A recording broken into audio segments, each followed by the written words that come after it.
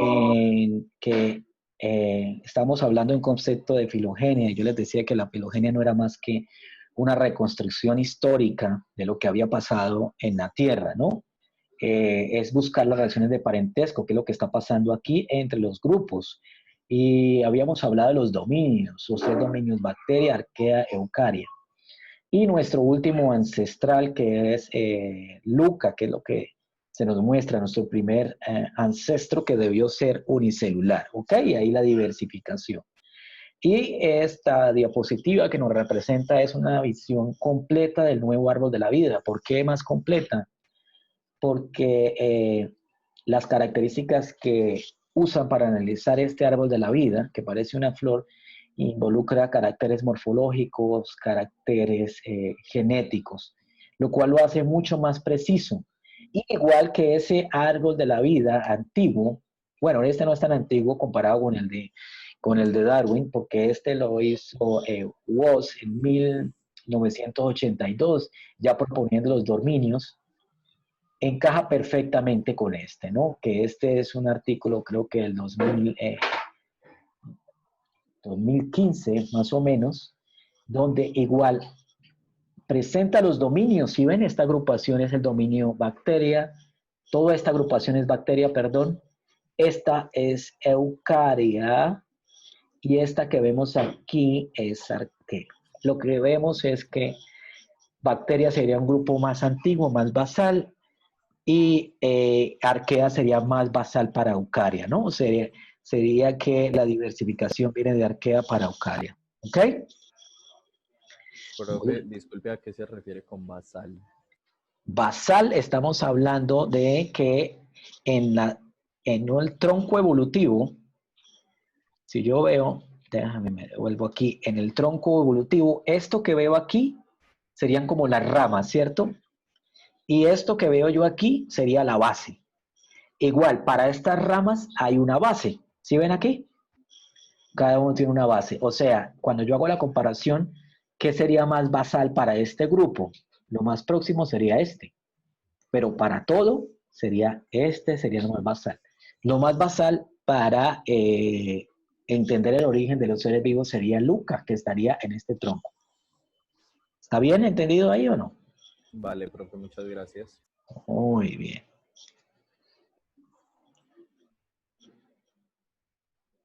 Listo. Llegamos aquí a esta diapositiva que es una célula eucariota, como ustedes se pueden dar cuenta.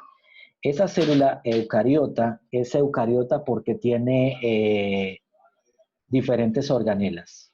Tiene el núcleo, como lo habíamos dicho, un característico de una célula eucariota, y ese núcleo está envuelto en doble membrana, con unos poros inclusive que le permite la salida de unas moléculas específicas. Y vemos cada una de las organelas acá como retículo endoplasmático, como mitocondria, como retículo endoplasmático liso, teniendo claro que tenemos uno rugoso y uno liso. Rugoso es donde se sintetizan las proteínas y el liso es donde termina el proceso de acomodación de la proteína, para después pasar aquí al complejo de Golgi, que es una estructura también de membranas, como sacos de membranas aplanados de diferentes compartimentos que terminan de preparar el péptido para que salga también en vesículas. Él entra en vesículas y sale también en vesículas a su lugar de destino, pero ya fabricado de la forma correcta. Eso es una de las funciones del complejo de Golgi, terminar de incrustar algunos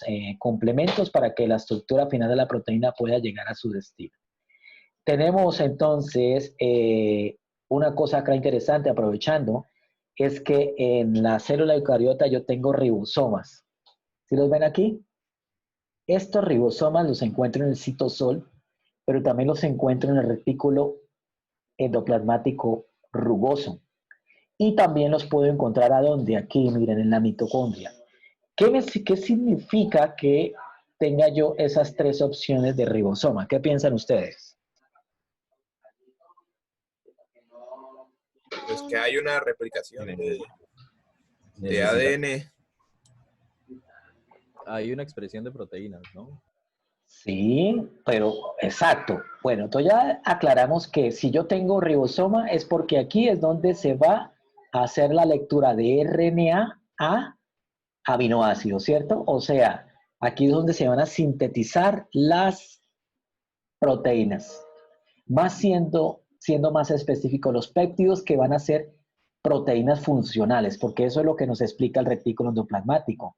Ese RNA que sale directo al retículo endoplasmático es porque acá va a haber un proceso de maduración del péptido. Si no, iría directo al citosol, donde también tengo ribosomas. ¿Estamos claros ahí? Entonces, de plano, ya puedo tener, ustedes pueden poner el pulgarcito ahí para yo saber que están poniendo cuidado. Ya tengo claro que yo tengo 3 lugares aquí para síntesis de proteínas. ¿Cuáles son? El citosol, el retículo endoplasmático rugoso y la mitocondria.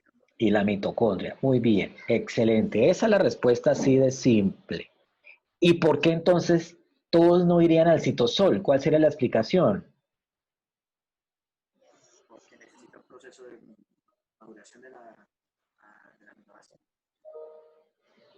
Porque el péptido exactamente necesitaría un proceso de acomodación, de estructuración, inclusive de corte, que es lo que se va a hacer en el proceso final en el complejo de Golgi, donde se pueden cortar unas estructuras que no son necesarias para que ya ese péptido cumpla su función en su destino. Inclusive, acá tenemos que entender que si el RNA mensajero toma una de estas rutas, cualquiera que sea, es porque hay algo que lo direcciona. ¿Qué sería lo que lo direcciona? ¿Qué saben ustedes de eso? El citoesqueleto. ¿No sería una de estas proteínas transportadoras? Podría ser una chaperona, pero no necesariamente. ¿Una ARN de transferencia? El RNA de transferencia nos ayudaría aquí ya cuando se está formando el péptido, ¿no? Que es el que trae los aminoácidos.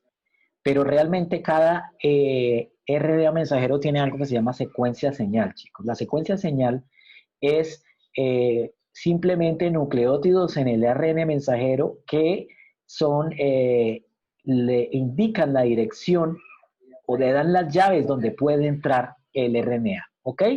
Cada secuencia señal está destinada para retículo endoplasmático, para citosol o para mitocondria, bueno, si fuera una célula vegetal, para cloroplastos que también tienen ribosomas, ¿ok? Entonces es simple porque la ruta que tome el RNA mensajero está codificada ya en el genoma. Dime, Juan Aristizábal. Profe, disculpe, yo por ejemplo me pregunto en la mitocondria para qué va el ARN de transferencia. Excelente pregunta y vámonos entonces a resolver cuál es la función de la mitocondria. Una de las funciones de la mitocondria, según lo que todo el mundo sabe, es producción de ATP. ¿Está claro? Pongan el pulgar ahí para yo saber, pónganlo. Eso. Eso todo el mundo lo sabe, pero resulta que no es solo eso. Y esa pregunta que me acaba de hacer es muy importante porque hay unas proteínas que se van a sintetizar aquí en los ribosomas de la mitocondria. Y esas proteínas o son para incrustarse en la membrana, o son para cumplir funciones enzimáticas internas, o son para ser mensajeros que vuelven aquí a indicar que hay algo mal. O sea, que de acuerdo a eso que estoy diciendo, ese RNA mensajero que va a la mitocondria puede tener varias funciones. Una, formar proteínas mitocondriales. Otra, ser mensajeros internos. Otra, cumplir funciones enzimáticas. ¿Ok, el de la pregunta? Perfecto. Entonces, aquí ya me doy cuenta que la mitocondria, de acuerdo a esa respuesta, no solo me va a cumplir la función de producción de ATP en cantidad, porque tengo que tener claro que en el citosol también se produce ATP, pero muy poquito. En cambio aquí, como lo vamos a ver la otra semana, se produce muchísimo más, ¿no? Tenemos entonces también el retículo endoplasmático, que es un proceso, es parte del proceso de acomodamiento, mejoramiento de la proteína, inclusive para que se formen las vesículas que van a llegar a esta estructura. Como les decía, aquí hay unas vesículas. Aquí solo va a llegar el péptido porque hace un viaje del retículo endoplasmático que lo está recubriendo acá. Y ese retículo endoplasmático, al final, el retículo endoplasmático liso va a generar otras vesículas y esas vesículas este es el retículo plasmático liso, no tiene ribosomas, por eso es liso, van a permitir que el péptido termine su procesamiento final y aquí llegue a su destino. ¿Ok? Entonces esa es la función, terminar el proceso acá de los péptidos. Tenemos la membrana también que obviamente es supremamente importante porque me da la protección, me regula la entrada de algunas moléculas de acuerdo a su característica o de acuerdo a unos canales como lo vemos aquí. Entonces la membrana cumple esa función y tengo que entender que yo tengo membrana acá en núcleo. ¿Sí ven? Yo tengo núcleo, yo tengo membrana en mitocondria, yo tengo membrana en retículo endoplasmático, en lisosomas y tengo también perocisomas. Entonces la membrana lo podemos ver no solo como una barrera semipermeable, sino también como la formación de vesículas especiales, como este caso, donde se dan reacciones importantes y únicas en cada una de esas organelas. ¿Ok? Entonces la función de la membrana es supremamente importante por ese aspecto. Tengo acá otra estructura que se llama los lisosomas y también tengo otros aquí que se llaman los perocisomas que no los colocan en esta bibliografía. Y cada uno cumple funciones supremamente importantes para las células. Son las funciones más de limpieza y de catálisis. Entonces, digamos que los lisosomas pueden ser como una máquina de degradación de algunas moléculas que pueden ser útiles y los perocisomas van a degradar algunas especies reactivas de oxígeno que se producen. De hecho, chicos, acá en la mitocondria se produce ATP, pero también se producen otros mensajeros y dentro de esos mensajeros se produce basura química como especies reactivas de oxígeno, que esas especies reactivas de oxígeno van a ser neutralizadas en el perosixoma. ¿Sabían eso? Levanten el pulgar si sí o si no. Bueno, nos parece que no lo sabían, entonces ya lo saben y quiero que lo profundicen más, pero sisomas van a ayudar a eso. Yo pregunto, ¿qué pasaría si esas especies, esos peróxidos que se producen acá o radicales libres, no hay nada que los degrade? ¿Qué le pasaría con la célula? Se intoxica, ¿no? Pues son tóxicos, exacto. Sí.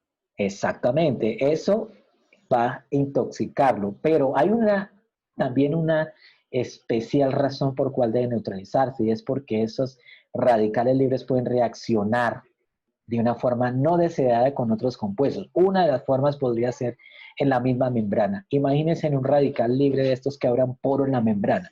¿Qué pasaría con ese poro ahí? Podría abrirse aún más, ¿no? Exacto. ¿Cómo dijiste?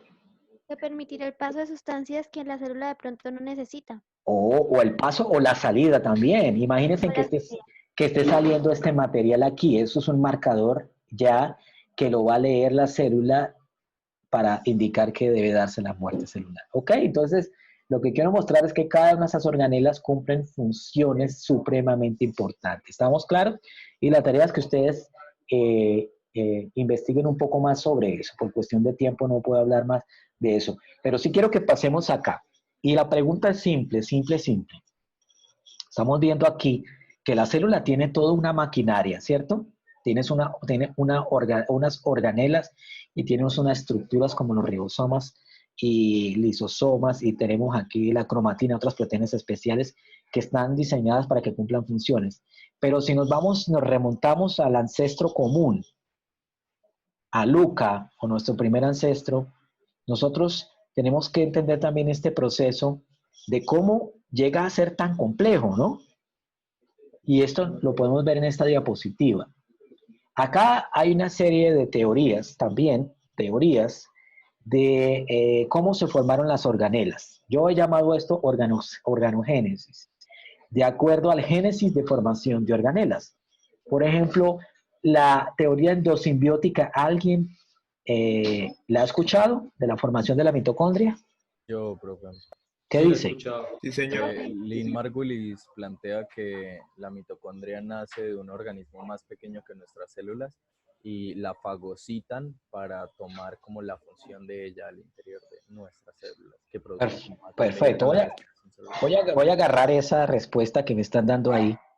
Es una bacteria, ¿no? Sí, vamos a agarrarlo. Les voy a mostrar a ustedes. Quiero que pensemos en lo siguiente. En ese primer momento, Tenemos nuestro ancestro, ya sabemos que está el origen en la Tierra de los seres vivos, unicelulares, procariotas, pero un poquito más adelante en el tiempo tenemos más diversidad de células, ¿ok? Entonces tenemos que ver que tenemos células de este tipo, procariota aerobia, y tengo yo esta célula grande, una procariota también, pero anaerobia. Si se dan cuenta, mucho más grande, también con su núcleo. Y esta, bueno, acá, perdón, no núcleo, sino también con su ADN, cada una con su ADN, con su material genético. O sea, tenemos una diversidad. Y tenemos dos sistemas de alimentación. Esta procariota pequeña se alimenta de forma diferente. De hecho, aquí estoy viendo que esta grande se está alimentando ¿de qué? De la pequeña. De otro. Eso, o sea, acá yo tengo unas comiéndose a las otras en términos así. Pero realmente este proceso lo llamamos proceso de fagocitosis. Esta grande intenta fagocitar esta pequeña. Y resulta que no la fagocita. ¿Por qué no la fagocita? ¿Cuál sería la explicación? Pues, profe, yo diría que la forma en como, o sea, la procariota aerobia quizá era autótrofa. Entonces, de algún modo sobrevivió al proceso de fagocitación que hizo la célula más grande y surgió una relación de simbiosis entre ambas células. Entonces, quizá por eso como que se relacionaron. Entonces, en ese punto, la célula grande le proporcionaba seguridad, protección y, pues, ¿cómo decirlo así? Alimento a la más pequeña, y la más pequeña producía energía gracias a sus facultades aerobias para la célula más grande. O sea, se pudo haber generado un vínculo de simbiosis. Ok, entonces yo quiero, lo primero, eso que estás diciendo está muy bien. Solo que lo que no quiero que quede de pronto en la mente de muchos es que ella pensó que se iba a beneficiar, ¿cierto? Esto es un proceso aleatorio y es un proceso de probabilidad. Es un proceso de que ella se está buscando su alimento y fagocita esta partícula, que es una bacteria. Y esta otra pequeña pues busca su alimento por de otro sistema de moléculas más pequeñas.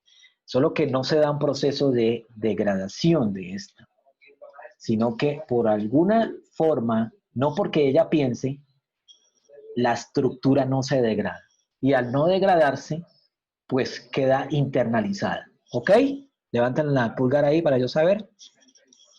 Exacto. Al quedar internalizada ahí, claro, le da otro beneficio y es que esta ya no queda disponible para que llegue otra de estas a fagocitarla de nuevo, ¿no?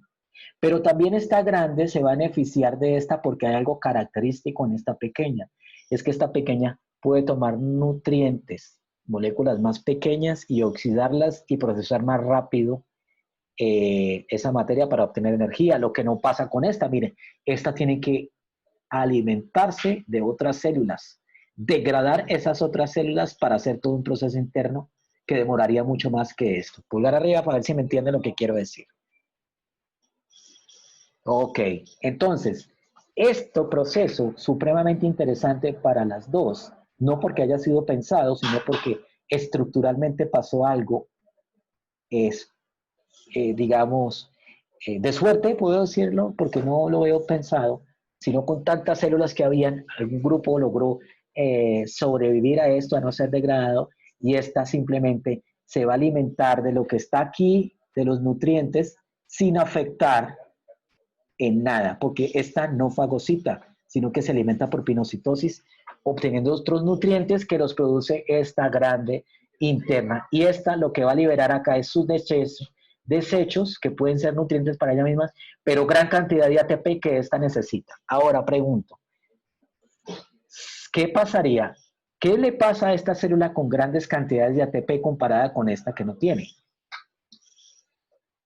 Tiene una ventaja. Probabilidad de sobrevivir. ¿Por qué tendría más probabilidad de sobrevivir? ¿Por qué tiene más ventaja, como dijo el otro compañero? Tiene más energía para realizar distintos procesos, ¿no? Exacto. Comparativamente, una célula con mayor energía debe ser más eficiente para muchas cosas. Más eficiente para degradar otros nutrientes. Y en términos de competencia, si lo vemos en términos de evolución, esa va a ir adelante que las otras que van a ir rezagadas y probablemente van a desaparecer en el sistema. Esta es la teoría, como lo dijimos al principio, de Linda Margulis, es la teoría endosimbiótica que nos explica el origen de la mitocondria. Juan Aristizábal, si tiene la mano levantada, dime. Profe, pero esa teoría no sería, o bueno, no languidecería un poco al explicar de dónde surge la mitocondria realmente, porque ahí se explica la interacción que ocurre entre dos organismos, pero no la asimilación póstuma. ¿En qué momento, como parte de la información genética, se empiezan a producir las mitocondrias dentro de la estructura de esa primera célula procariota? Bueno, esto es una excelente pregunta, excelente pregunta. No explica eso porque hay, ahora, claro, en nuestras células modernas la mitocondria tiene una relación con nuestro, mitocondria tiene relación, mirémonos aquí ya el moderno, ¿no? Que está abajo. La mitocondria tiene una relación directa con el genoma nuclear, que creo que es lo que me estás diciendo. ¿Es claro? Sí, sí. Exacto. Pero mira que en el árbol de la vida nuevo, hay una relación que se puede observar que soportaría esa explicación y es una transferencia inclusive que la hemos visto, transferencia horizontal de genes, que es lo que sería como, pensemos en el núcleo y en la mitocondria, hay una transferencia de material y esa transferencia se ha observado en otros individuos, que sería, en mi opinión, una buena explicación para eso posterior, ¿sí? La explicación de cómo entra la mitocondria, Linda Margulis la pone y tiene sentido, ¿no?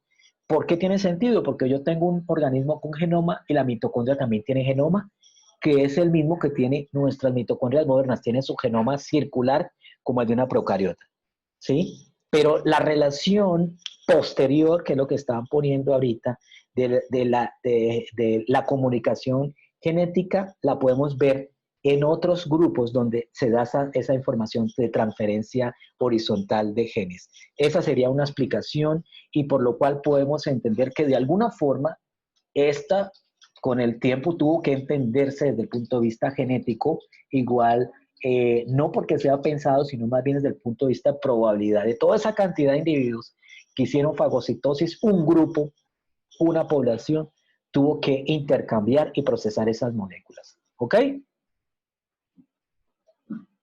Perfecto. Todavía están entrando a la sala. Bien, eso está súper bien. Ya te doy la palabra para mitocondria, ¿no? Pero ¿qué pasaría con las otras organelas? El que levantó la mano, ¿quién fue? ¿Tiene la palabra?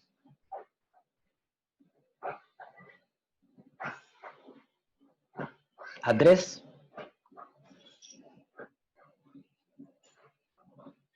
Bueno, mientras Andrés habla, ¿qué pasa con las otras organelas? ¿Cómo se forma el núcleo? ¿Cómo se forma el retículo endoplasmático? ¿Cómo se forma el complejo Golgi?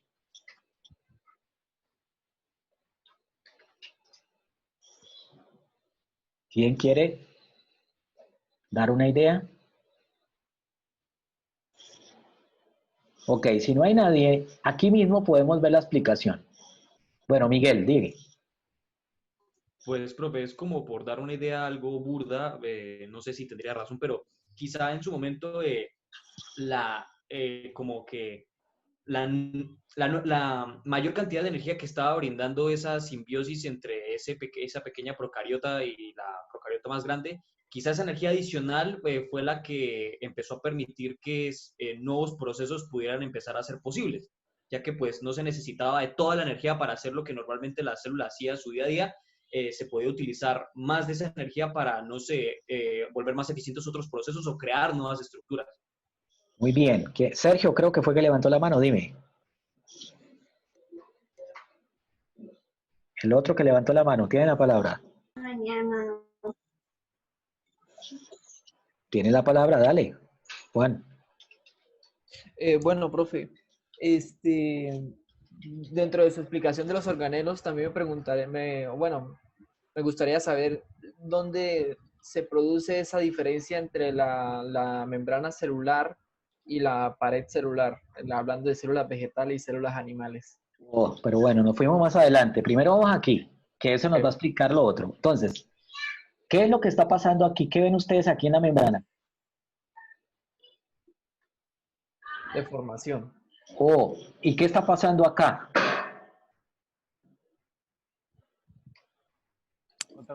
otra fagocitación. Bueno, vamos a ver esto en este término técnico que lo hace la membrana y lo hacen las membranas actuales. La membrana actual tiene la capacidad de invaginarse, de deformarse, formarse y deformarse. ¿Estamos claros? Eso es una propiedad que ella tiene porque tiene unas proteínas que la pueden acomodar. Entonces, como eso lo podemos ver ahora, eso es una explicación para poder nosotros decir qué es lo que pasa con el núcleo. ¿Sí ven lo que está pasando aquí? Se están generando estos espacios. Estos espacios simplemente lo que me están dando es que internamente se está formando otra vesícula. En algunos momentos tiene unión, en otros no tiene, y eso es lo que probablemente pasó. Entonces, como esto es algo que pasa actualmente, nosotros podemos ver que la membrana logra hacerlo, una explicación de cómo se forma el núcleo, o sea, la membrana, todavía no voy a ir a lo de las plantas, que es más complejo, la membrana lo que está haciendo es que está tomando compartimentos. ¿Cómo les parece que hay un artículo que muestra que algunas células procariotas tienen compartimentos? ¿Saben qué significa eso? Significa que el hecho de tener compartimentos, estamos encontrando entre estos ancestros organismos unicelulares como un paso a lo que viene a ser la compartimentalización interna de la célula. ¿Ok? Y estamos hablando de procariotas. No es formación de núcleo, simplemente una formación de compartimentos, que es lo que nos demuestra que esto pudo haber pasado. Ahora, la otra pregunta aquí que hizo, no me acuerdo, no me sé quién fue el que la hizo, estamos hablando de pared celular. ¿Sí? Ahora, recordemos que las células procariotas tienen pared celular, y eso simplemente, la pared celular es un conglomerado de moléculas especiales. Ese conglomerado son carbohidratos. Esos carbohidratos, unos carbohidratos y proteínas le dan un grosor a la pared celular. ¿Sí? Entonces, ¿Peptidoglicano? Es dependiendo de las células peptidoglicano, ¿no? Porque tenemos también quitina y otra estructura. Pero en este caso, no podemos desconocer de que las procariotas ya tenían pared celular, ¿cierto? ¿Cierto que sí?